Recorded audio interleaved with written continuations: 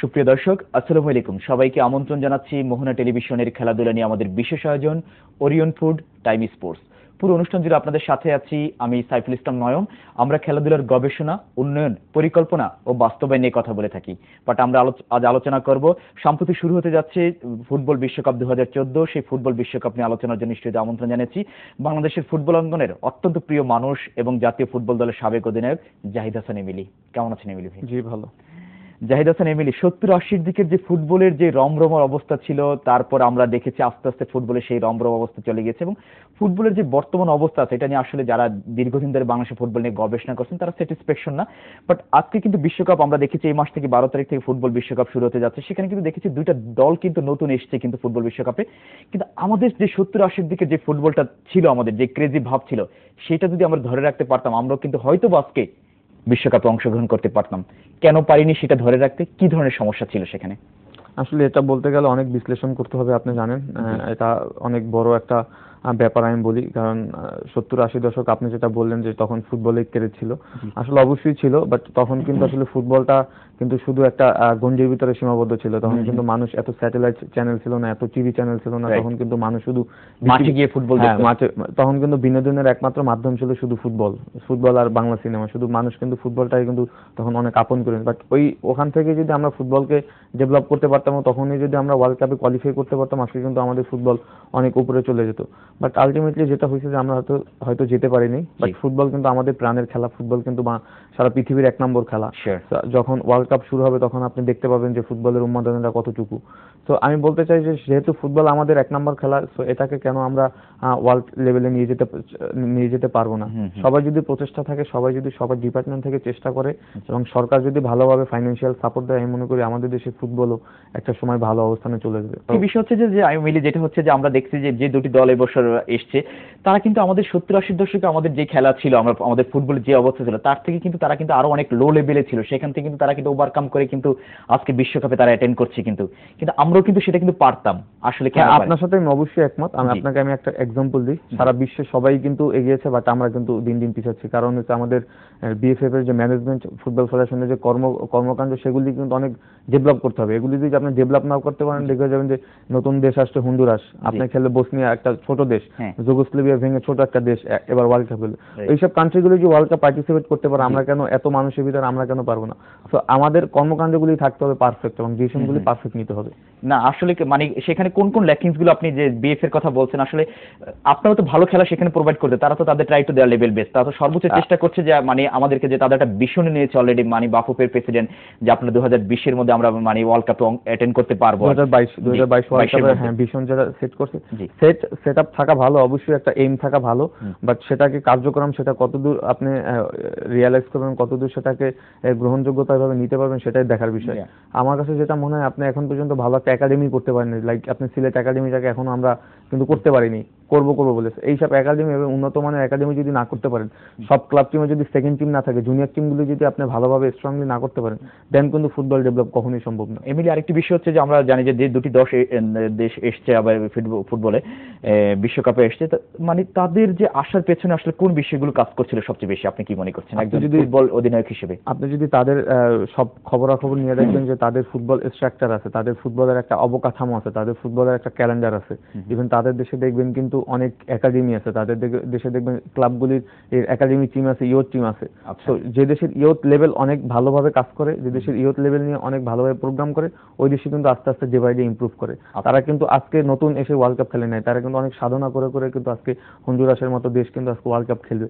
তারা কিন্তু অনেক কষ্ট করে, তারা কিন্তু অনেক পরিশ্রম করে, তারা কিন্তু অনেক শ্রম দিয়ে এই ওয়ার্ল্ড কাপে যাচ্ছে। তো আপনাকে কিন্তু ওই প্রোগ্রামগুলি কিন্তু আপনাকে হাতে নিতে হবে, লাইক ইয়ুথ লেভেলের প্রোগ্রাম। আপনি বলছেন যে ফুটবল মানে তারা যে ওয়ার্ল্ড কাপে যে অ্যাটেন্ড করছে, সেটা তাদের দীর্ঘমেয়াদী একটা পরিকল্পনা এবং হচ্ছে যে আপনার যে দীর্ঘমেয়াদী প্রশিক্ষণ, সবকিছু মিলে তারা মানে এই জায়গাটা ওভারকাম করতে পেরেছে নাকি? অবভিয়াসলি এটা তো বলার অপেক্ষা রাখে না। ওয়ার্ল্ড কাপ আপনি জানেন, ফুটবল কিন্তু 230টা দেশ খেলছে, বিরাট কম্পিটিশন এখানে। এই কম্পিটিশনের মাধ্যমে একটা দেশ যখন ওয়ার্ল্ড কাপ খেলবে সে অবশ্যই তার যোগ্যতা বিচার করে এতগুলো দেশ থেকে 32টা দেশ মানে যখন কোয়ালিফাই করে তখন কিন্তু তাকে অনেক কষ্ট করে আসতে হয়, এবং তাকে যে আপনি যদি হন্ডুরাস বা বসনিয়া বা যে ছোট টিমগুলি আছে যদি খবর নিয়ে দেখবেন যে তাদের ফুটবল স্ট্রাকচার এত স্ট্রং যে তারা আজকে ফুটবল ওয়ার্ল্ড কাপে খেলতে চলে এসে শুধু তাদের স্ট্রাকচারের কারণে। আচ্ছা আচ্ছা, আরেকটি বিষয় হচ্ছে আমরা জানি যে ব্রাজিলে শুরু হতে যাচ্ছে আর কি, তো সবকিছু মিলেও যে আমরা জানি 12 তারিখ থেকে সেখানে প্রথম ম্যাচে কিন্তু ব্রাজিলের সাথে আমরা জানি যে ক্রোয়েশিয়ার সাথে খেলবে আর কি, তো আসলে কেমন হবে মানে প্রথম এটি এবং নিজেদের দেশের খেলা সব। আপনাকে আমি বলি যেটা ফুটবল মানে কিন্তু ব্রাজিল। আপনি যদি বলতে পারেন যে ব্রাজিলের প্রাণের খেলা, ব্রাজিলের মানে একটাই রিক্রিয়েশনের মাধ্যম হচ্ছে ফুটবল। শুধু ফুটবল দিয়ে কিন্তু তারা পুরা বিশ্বকে কিন্তু চিনিয়ে নিয়েছে আজকে ব্রাজিল কিন্তু যদি ফুটবল না থাকতো ব্রাজিলকে আমরা আজকে চিনতামও না। তো ব্রাজিলের বিশ্বকাপ হবে, এটা খুব উত্তেজনাপূর্ণ একটা বিশ্বকাপ হবে। সবাই কিন্তু ওদের আগ্রহে কিন্তু আপনি জানেন যে বিশ্বকাপের জন্য ওয়েট করতেছে। 12 তারিখ থেকে শুরু হবে এবং 12 তারিখে প্রথম ম্যাচ এবং তারা হোস্ট। আমি মনে করি খুবই ফেভারিট একটা দল, তাদের চ্যাম্পিয়ন হওয়ার সম্ভাবনা অনেক বেশি। ক্রোয়েশিয়ার সাথে হয়তো তারা প্রথম ম্যাচ খেলবে, আমার মনে হয় এখানে তারা বেটার পারফরমেন্স করবে কারণ তাদের টিমটা অনেক ব্যালেন্স, সবাই ওদের আগ্রহে আছে তাদের প্রথম ম্যাচ জিতবে ইনশাআল্লাহ। একটা বিষয় হচ্ছে নেইমার কিন্তু খেলছে কিন্তু ব্রাজিলে কিন্তু এবার কিন্তু, ঠিক আছে, তাকে নিয়ে কিন্তু সবার কিন্তু একটা কিন্তু আলাদা কিউরিওসিটি আসলে কেমন করবে, কি আপনি কি ভাবছেন যে কেমন হবে? অবশ্যই নেইমার এই মুহূর্তের বিশ্বের one of the best player, এটা কিন্তু বলার অপেক্ষা রাখে না। আপনি যদি দেখেন নেইমারের অতীতের রেকর্ড, লাইক কনফেডারেশন কাপে সে গোল্ডেন বুট পেয়েছে, তো সেটা কিন্তু তার কিন্তু কেরিয়ারের সেটা কিন্তু তার যোগ্যতার মাধ্যমে নিয়েছে। আমি মনে করি যেহেতু এবার ব্রাজিল হোস্ট টিম, ব্রাজিলে খেলা হচ্ছে, সেখানে নেইমার কিন্তু তার দর্শকের সাপোর্টটা পাবে, তার ওয়েদারের সাপোর্টটা পাবে। আমি মনে করি এবারের বিশ্বকাপে ব্রাজিল 1 নম্বর ফেভারিট দল এবং ব্রাজিলের চ্যাম্পিয়ন হওয়ার আর চান্স প্রায় 80%। সেখানে কিন্তু ক্রোয়েশিয়াকে কোনো অংশ কম দেখছেন নাকি? ক্রোয়েশিয়া কিন্তু দীর্ঘদিন ধরে কিন্তু ফুটবল খেলছে এবং অনেকগুলো বিশ্বকাপে অ্যাটেন্ড করেছে এবং খুব ভালো খেলাই কিন্তু তারা দেখছি প্রতি বছর প্রোভাইড করছে। হ্যাঁ, এবারে বিশ্বকাপে ক্রোয়েশিয়া কিন্তু আন্ডারডগ হিসেবে খেলবে, তারা কিন্তু যে কোনো সময় যে কোনো অঘটন ঘটাতে পারে। বাট সেক্ষেত্রে আমি বলবো ব্রাজিলের যেহেতু হোস্ট, ইউরোপ থেকে যেহেতু ক্রোয়েশিয়া খেলবে, আপনি জানেন ব্রাজিল এই মুহূর্তে ওয়েদারটা কিন্তু প্রচন্ড গরম। এই গরম ওয়েদারে গিয়ে আসলে ক্রোয়েশিয়া কতটুকু কিছু করতে পারবে, কারণ লাস্ট কনফেডারেশন কাপ যদি আপনি দেখেন সব ইউরোপিয়ান কান্ট্রিগুলি কিন্তু কমপ্লেইন করছে যে এই ওয়েদারে খেলা খুব ডিফিকাল্ট।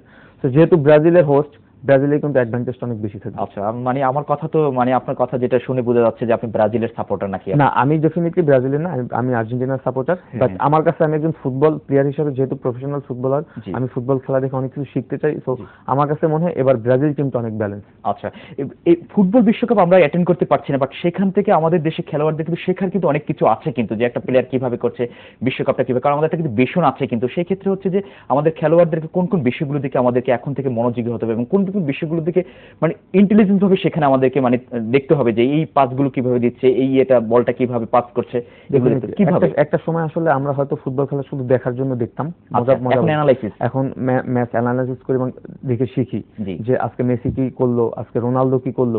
তো আমি যেহেতু স্ট্রাইকার খেলি, আমার কিন্তু ফোকাসটা থাকে আমার স্ট্রাইকিং পজিশনে কারা ভালো করতেছে, তাদের মুভমেন্টগুলি ভালো। তো আমি মনে করি আমাদের দেশে যারা প্লেয়ার আছে, তারা যারা প্রফেশনাল প্লেয়ার আছে, তারা অবশ্যই চেষ্টা করবে কার পজিশনে কে খেলতেছে এবং তাকে ফলো করে কিন্তু সে ওখান থেকে কিছু শেখার।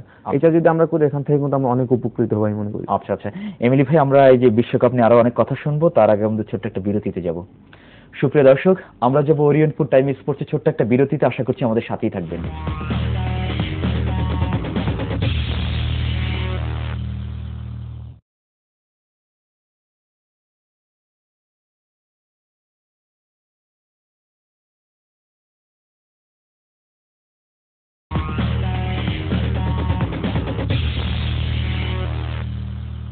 সুপ্রিয় দর্শক, বিরতির পর আবারও সবাইকে আমন্ত্রণ জানাচ্ছি ওরিয়েন্ট ফুড টাইম স্পোর্টসের সাথে আছেন অত্যন্ত প্রিয় মানুষ জাহিদ হাসান এমিলি, বাংলাদেশ জাতীয় দলের সাবেক অধিনায়ক ফুটবল দলে।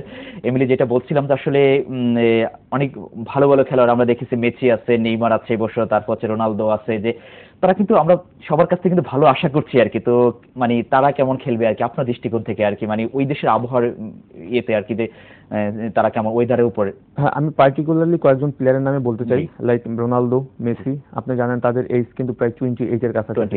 সো আমি বলবো তাদের কিন্তু এই ওয়ার্ল্ড কাপটা তাদের জন্য হবে বেস্ট মোমেন্ট, কারণ এই এজে যদি তারা কিছু না করতে পারে দেশের জন্য, দেন কিন্তু 32 ওয়ার্ল্ড, যখন তাদের বয়স 32 হবে তখন কিন্তু তারা এই পরবর্তী ওয়ার্ল্ড কাপে কিন্তু কিছু করতে পারবে না। তো তাদের জন্য হচ্ছে সবচেয়ে এক্সাইটিং মোমেন্ট যে তারা এই ওয়ার্ল্ড কাপে যদি তাদের দেশকে কিছু দিতে পারে, সেক্ষেত্রে শুধু রোনালদো আর মেসির ক্ষেত্রে কিন্তু আমি সীমাবদ্ধ থাকবো না, এখানে কিন্তু কয়েকটা টিম ফেভারিট এবং কয়েকটা টিমের প্লেয়ারই কিন্তু ফেভারিট। লাইক আপনি জার্মানিকে কিন্তু এখানে ফেলে দেওয়ার মতো, কারণ জার্মানি কিন্তু আমরা দেখছি গত বছর আর্জেন্টিনাকে মানে তিনটি গোল না 4 গোলে, তো এটা কিন্তু বিরাট ব্যাপার। জার্মানি, স্পেন আপনি জানেন সাবেক চ্যাম্পিয়ন, তো স্পেন কিন্তু এখানে অনেক কিছু করবে। লাইক ইনিয়েস্তার মতো প্লেয়ার আছে এখানে, ইনিয়েস্তা কিন্তু গোল্ডেন বুটের কিন্তু দাবিদার। আপনি জানেন লাস্ট ওয়ার্ল্ড কাপে কিন্তু তার গোলেই কিন্তু চ্যাম্পিয়ন হয়েছিল। তো নেদারল্যান্ডসের রবিন ভ্যান পার্সি আছে। তো এখানে কিছু প্লেয়ার কিন্তু পার্টিকুলারলি চলে আসে, লাইক রোনালদো কিন্তু পর্তুগালকে কিন্তু একাই কিন্তু টেনে নিয়ে গেছে ওয়ার্ল্ড কাপে। তো আমার মনে হয় এইসব প্লেয়ারগুলি কিন্তু এবার খুব এক্সাইটিং মোমেন্টে নিয়ে আসে, যারা কিন্তু ওয়ার্ল্ড কাপে খুব ভালো কিছু করে দেখাবে। আচ্ছা আচ্ছা, আর এদের মধ্যে আপনি কাকে সবচেয়ে বেশি ফেভারিট মনে করছেন, যে কে সবচেয়ে ভালো বিশ্বকাপ এবার উপহার দেবে আর কি? হ্যাঁ, আমি যেহেতু বেসিক্যালি আর্জেন্টিনার ফ্যান, ছোটবেলা কিন্তু ম্যারাডোনার কথা শুনতে শুনতে আর্জেন্টিনার ভক্ত হয়ে গেছে। আর এখন যেহেতু লিওনেল মেসি সারা বিশ্বে জানেন অন্য গ্রহের ফুটবলার যাকে বলা হয়, হ্যাঁ যাকে অন্য গ্রহের ফুটবলার বলা হয়, অবশ্যই কারণ মেসি এমন কিছু করে দেখিয়েছে বার্সেলোনাতে যে সেটা কিন্তু ক্লাব দেশের পক্ষে কিন্তু করতে পারেনি, বাট তারও কিন্তু একটা এবার নজর থাকবে দেশকে কিছু দেয়ার। তাই মনে হয় আমার অত্যন্ত ফেভারিট আর্জেন্টিনা এবং মেসি আমার মনে হয় এবার সবচেয়ে ফেভারিট প্লেয়ার হিসেবে থাকবে। আর আমরা যদি ফ্রান্সের কথা আসি, যে ফ্রান্সের মানে যে তারা কিন্তু গত দুটি বিশ্বকাপ কিন্তু নিজেদেরকে কিন্তু সেভাবে মেলে ধরতে পারছিল না, এবছর মানে আসলে কেমন হবে আর কি? হ্যাঁ, আমার কাছে অন্যতম ফেভারিট টিম ফ্রান্সকে মনে হয়। আপনি যদি গোলকিপার পজিশন থেকে অফেন্স পর্যন্ত দেখেন, পুরো টিমটা একটা ব্যালেন্স টিম। ইউরোপের সব বড় টিমগুলিতে কিন্তু এই প্লেয়ারগুলি খেলে। লাইক এখানে কিন্তু আপনি ফ্র্যাঙ্ক রিবেরির মতো প্লেয়ার আছে, করিম বেনজামার মতো প্লেয়ার আছে, কাবাইয়ের মতো প্লেয়ার আছে, গোলকিপারের ক্যাপ্টেন লরাস আছে।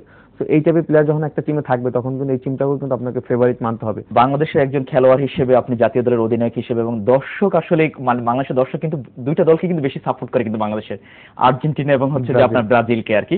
তো আসলে সবাই কিন্তু যে আপনারা যারা আছেন যারা খেলোয়াড়, তাদের মধ্যে কিন্তু আমি দেখেছি অনেক সময় কিন্তু আর্জেন্টিনাকে সবাই বেশি একটু সাপোর্ট করে, আসলে কেন? আসলে এখানে ব্রাজিল আর্জেন্টিনার সাপোর্টটা কেন বেশি হয় এটা সম্পর্কে আমি একটু বলি। আপনি জানেন ব্রাজিল আর্জেন্টিনা কিন্তু শৈল্পিক ফুটবল খেলে, যেটা কিন্তু অন্যান্য দেশগুলি খেলতে পারে না। ল্যাটিন আমেরিকার টিম দেখে কিন্তু তারা এত সুন্দর স্কিল ফুটবল খেলে, যেটা দেখে কিন্তু মানুষ মুগ্ধ হয়। আপনি ম্যারাডোনার কথা বলেন, আপনি রোনালদিনোর কথা বলেন, আপনি বড় রোনালদোর কথা বলেন, আপনি ওর্তেগার কথা আপনি মনে আছে কিনা জানি না, বাতিস্তুতার কথা মনে আছে। এই টাইপের প্লেয়ারদের খেলা যখন দেখবেন, তখন কিন্তু ওই টিমের ফ্যান আপনি হতে বাধ্য। তো ওই শৈল্পিক ফুটবলটা দেখতে দেখতেই কিন্তু আসলে আমাদের দেশে ফ্রান্স এবং জার্মানি খেলাও কিন্তু একেবারে কোনো অংশ অবশ্যই এখন তারা, বাট আগের থেকে কিন্তু ব্রাজিল আর্জেন্টিনা এই ফুটবলটা খেলতো, বাট এখন স্পেন কিন্তু অনেক সুন্দর ফুটবল খেলে। এখন কিন্তু স্পেনেরও কিন্তু অনেক ফ্যান আমাদের দেশে আছে। আপনি দেখবেন ফ্রান্সেরও অনেক ফ্যান আছে, ইতালির অনেক ফ্যান আছে। সো আমি মনে করি যে ওই শৈল্পিক ফুটবলের কারণেই কিন্তু ব্রাজিল এবং আর্জেন্টিনার ফ্যানটা আমাদের দেশে বেশি। এমিলি, যেটা বাংলাদেশের এখন যে ফুটবলের যে অবস্থা আছে, আপনি সর্বশেষ একটু জানতে চাচ্ছি যে আসলে এই অবস্থা থেকে আপনাদের, আমরা জানি যে ট্রাই টু লেভেল বেস, যে আপনার সর্বোচ্চ চেষ্টা করছেন বাংলাদেশের ফুটবলকে একটা ভালো মানে নিয়ে আসার জন্য, একটা ভালো পর্যায়ে নিয়ে আসার জন্য।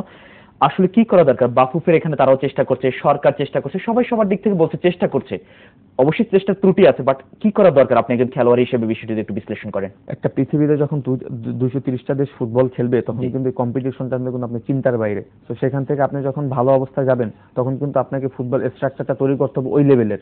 আপনাকে কিন্তু ওই লেভেলে চিন্তা ভাবনা করতে হবে। ফুটবলে কিন্তু প্রচুর পয়সা আপনাকে ফিডব্যাক দিতে হবে, আপনাকে এখানে অনেক পয়সা কিন্তু আপনাকে খরচ করতে হবে।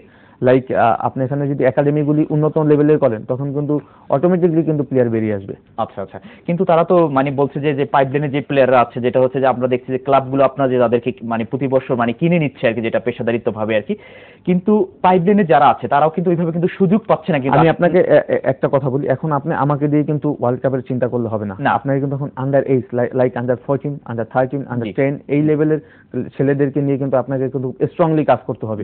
খুব ভালো একটা ফ্যাসিলিটিস দিয়ে যদি তাদেরকে আপনি গ্রো আপ করেন, তখন কিন্তু আমাদের দেশে ফুটবল অনেক ট্যালেন্ট আছে, যারা আমাদের দেশে ফুটবলকে এশিয়া লেভেল এবং ওয়ার্ল্ড কাপ লেভেলে নিয়ে যেতে পারবে। বাট ওদেরকে থেকে কিন্তু আপনাকে এই কাজগুলি শুরু করতে হবে এবং খুব স্ট্রংলি করতে হবে, খুব ভালোভাবে করতে হবে। আপনি কি মনে করছেন যে বাফুফের এখানে যে করছে না সেভাবে, যে তারা ঠিকমতো এই জিনিসটা প্রোভাইড করতে পারছে না? আমার মনে হয় এখানে অনেক ল্যাকিংস আছে। বাফুফের আমি এখানে দোষ দেব না, কারণ অনেক স্পন্সর এই পেছনে দরকার, এখানে অনেক আর্থিক অনেক লেনদেন আছে। তো এই আর্থিক ফাইন্যান্সিয়াল যদি আপনাকে অনেক স্ট্রংলি সাপোর্ট দেয় সরকার এবং বিভিন্ন কোম্পানিগুলো, তখন কিন্তু বাফুফের সুবিধা হবে এই কাজগুলি করার জন্য। কিন্তু আমরা একটা জিনিস দেখেছি যে আপনি যেমন একটা দলে খেলছেন, একটা ক্লাবে খেলছেন, তখন কিন্তু আপনার ক্লাবে কিন্তু আপনি কিন্তু অন্তত 2 থেকে 3 বছর যদি আপনি ক্লাবে যদি সময় দিতে পারেন, তাহলে ওই ক্লাবটাকে আপনি সবকিছু ইনভেস্টর সবকিছু সম্পর্কে আপনি জানবেন এবং বুঝবেন ক্লাবটাকে কিভাবে ডেভেলপমেন্ট করা যায়। কিন্তু আমরা দেখেছি যে যারা প্লেয়ার আছে তারা কিন্তু এক ক্লাবে বসে খেলছে 40 লাখ টাকা, পরে একটু যদি 2-1 লাখ টাকা বেশি পায় তখন কিন্তু অন্য ক্লাবে কিন্তু তারা আবার পাড়ি জমায় কিন্তু। এটা আসলে একটা ক্লাবের ডেভেলপমেন্ট হয় না, আমরা জানি যে ফুটবলের ডেভেলপমেন্ট হয় না। আপনি সারা বিশ্বের ফুটবলের প্রফেশনাল লিগগুলি যে দেশে দেশে হয়, আপনি যদি ফলো করেন দেখবেন একটা প্লেয়ারে কিন্তু অ্যাটলিস্ট 2 সিজন কন্ট্রাক্ট থাকতে হবে আপনাকে মাস্ট। রাইট, কিন্তু বাংলাদেশে সেটা কিন্তু আমরা লক্ষ্য করছি। আমাদের দেশে কিন্তু প্রফেশনাল লিগ, বাট আমাদের দেশে কিন্তু ওই রেগুলেশনটা কিন্তু নাই যে 2 বছরের কন্ট্রাক্ট করতে হবে। অ্যাটলিস্ট 2 বছর থেকে 6 বছর 7 বছর কিন্তু দেখবেন বার্সেলোনায় মেসি আজীবন খেলবে, কেন তাকে রেখে দিচ্ছে। তো আমাদের দেশে এরকমের হলে কিন্তু আমার নিজের জন্য ভালো, ব্যক্তিগতভাবে ক্লাবের জন্য ভালো। এটা কি ক্লাবের যারা কর্মকর্তা আছে তাদের কোনো ল্যাকিংস আছে না খেলোয়াড়দের? কারণ তারা তো তাদের এখানে সবচেয়ে বড় ভূমিকাটা রাখতে পারবে বিএফএ যদি রুলস করে দেয় যে একটা প্লেয়ারকে আপনাকে প্রতি অ্যাটলিস্ট 2 বছরের কন্ট্রাক্ট করতে হবে, দেখেন কিন্তু ক্লাব কিন্তু বাধ্য। আমাদের যে 12 তারিখ থেকে শুরু হতে যাচ্ছে যে ফুটবল বিশ্বকাপ, সেখানে অবশ্যই একটা ভালো আমরা খেলা আশা করছি আর কি। আর বাংলাদেশের ফুটবল নিয়ে যদি আপনি একজন সাবেক অধিনায়ক হিসেবে, বর্তমানে আপনি মোহামেডানের অধিনায়ক হিসেবে, আপনি যদি আমাদের স্বপ্নের বাণী একটু শোনান যে বাংলাদেশের ফুটবলকে আপনি কোথায় দেখতে চাচ্ছেন? অবশ্যই আপনি যদি এই ওয়ার্ল্ড কাপের উত্তেজনা এবং উন্মাদনা যদি আমাদের দেশে দেখেন, আপনি কিন্তু মনে হবে যে আমাদের দেশ মনে হয় বিশ্বকাপ খেলে।